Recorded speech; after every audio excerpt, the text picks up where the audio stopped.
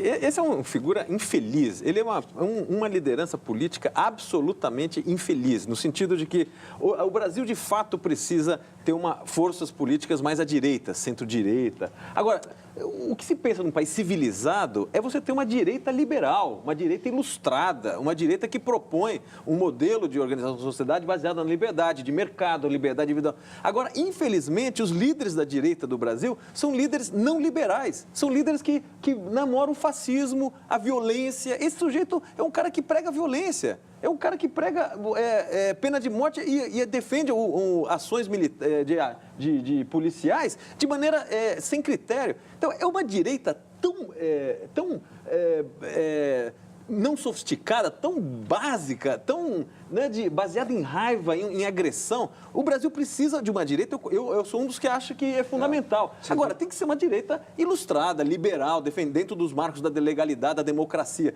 Não um sujeito que fica brincando com o regime democrático, com o regime de direito, com o direito das pessoas. Eu acho que, infelizmente, o Brasil, na ausência de uma direita um pouco mais sofisticada, que não está se organizando no país, abre margem para essas lideranças. Eu acho de uma infelicidade. Ainda bem que uma minoria, a absoluta minoria, não faz irrelevante para o processo. Mas é triste você ver que a direita se associa com uma figura dessa e não com uma figura de um sujeito de direita sofisticado e liberal.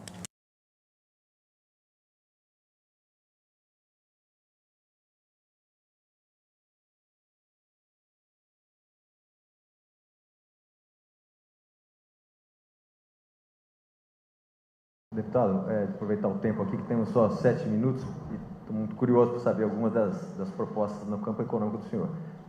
O senhor tem uma questão que fica difícil para a audiência entender. O senhor tem um histórico no Congresso de ser contra várias privatizações, o senhor, se não me engano, votou contra o Plano Real, recentemente o senhor votou contra o Cadastro Único Positivo. O senhor, quando faz referência ao processo de desenvolvimento do Brasil, sempre se refere ao período militar, que o senhor deve saber que foi o período que mais criou estatais no país, né? Então não tem nada a ver com o discurso, e aí que vem a minha pergunta, não tem nada a ver com o discurso que o senhor faz, em particular vinculado ao Paulo Guedes, que a gente conhece, assessorou lá a equipe econômica do Pinochet, foi um extremo liberal, é o oposto, exatamente o oposto do que foi o regime militar brasileiro, talvez 180 graus do que foi o regime militar brasileiro, do ponto de vista econômico, sendo que o resultado foram os opostos, né? Aqui, o regime militar brasileiro, que o senhor toda hora cita, entregou o país com uma hiperinflação, com um problema fiscal cavalar e com uma participação do Estado na economia, talvez a maior da história do Brasil, né? É no período democrático que a gente tentou corrigir a superinflação, corrigir a questão de fiscal e, de alguma maneira, implementar alguns projetos que têm a ver com desenvolvimento mais sustentável.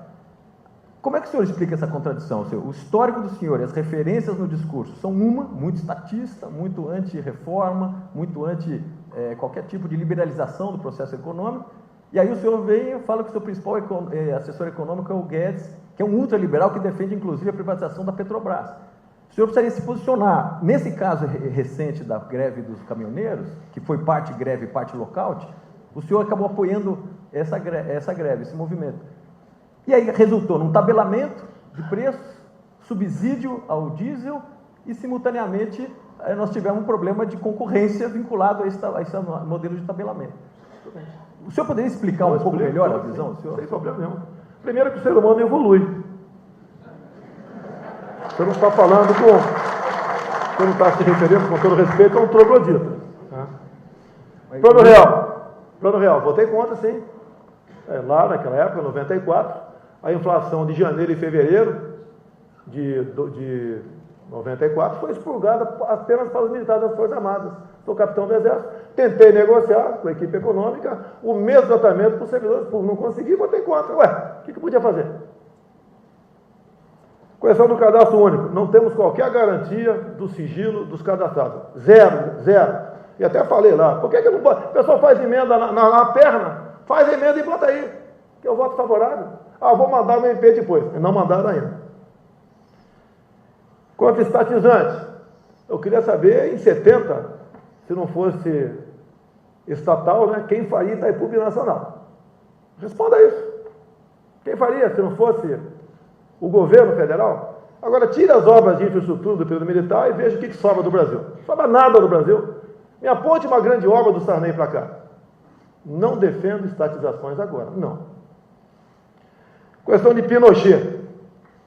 Bem, se for falar em política, lá tinha 30 mil cubanos quando ele entrou. E foi feita uma política econômica diferente do que está aqui, tanto é que deu certo. E muitos economistas que temos no Brasil hoje participaram, naquela época, né, da política econômica de Pinochet. Caminhoneiro, eu acompanho há 2 anos. O governo não tem órgão de inteligência. Acabei de falar, a inteligência do governo é cubana e venezuelana. Acabei de falar isso aí. Ele não foi pego de calças curtas. Estive em Gramado com os caminhoneiros, estive no Rio de Janeiro 2 vezes, várias vezes em Brasília também. Problemas que eles têm todos. O governo simplesmente é insensível. Ou melhor, não tem moral para buscar a solução de problemas, que está tudo loteado. Quando fala em multagem eletrônica, tem uma pequena máfia de colega meu que trata esse assunto. O senhor anda 70 por hora lá em Leblon, Copacabana, que não tem passarela, e mas na Rio Santos tem que andar 40 por hora. Por que isso? A indústria da multa. Isso pesa no bolso do caminhoneiro, das empresas, pesa na inflação no final do ano. Tá?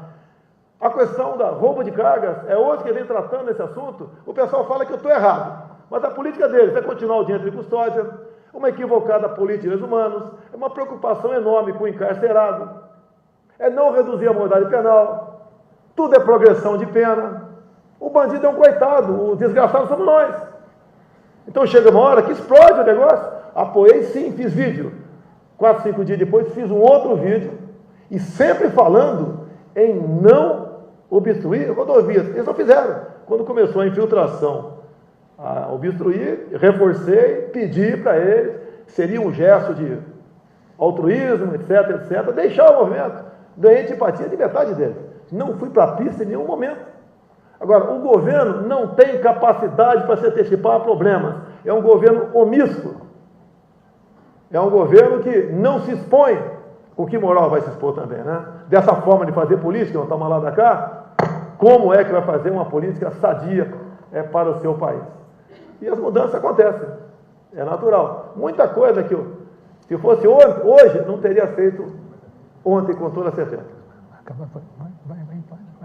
Deixa eu pegar então o último minuto aqui e voltar para um ponto que também acho que é uma questão permanente sobre a sua candidatura, deputado, que é a questão da governabilidade. O senhor se referiu aí a montar uma bancada, talvez ad hoc, né, a posterior a tomar a posse.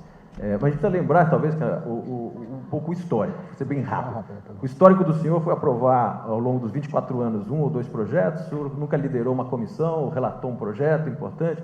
Como é que de uma hora para outra o senhor, que em 24 anos não conseguiu montar uma coalizão mínima, conseguiria no dia 1º de janeiro? A pergunta é complexa, Jair, mas infelizmente o tempo é curto. Como é que são escolhidos os líderes de partido, vice-líderes e presidentes de comissões?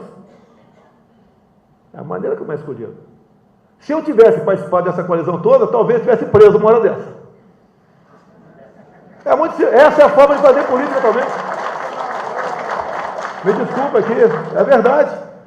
Falam sobre, violência no Rio, o cara não fez nada. Se eu tivesse feito algo com o Cabral, estaria jogando dominó com ele em Bangu.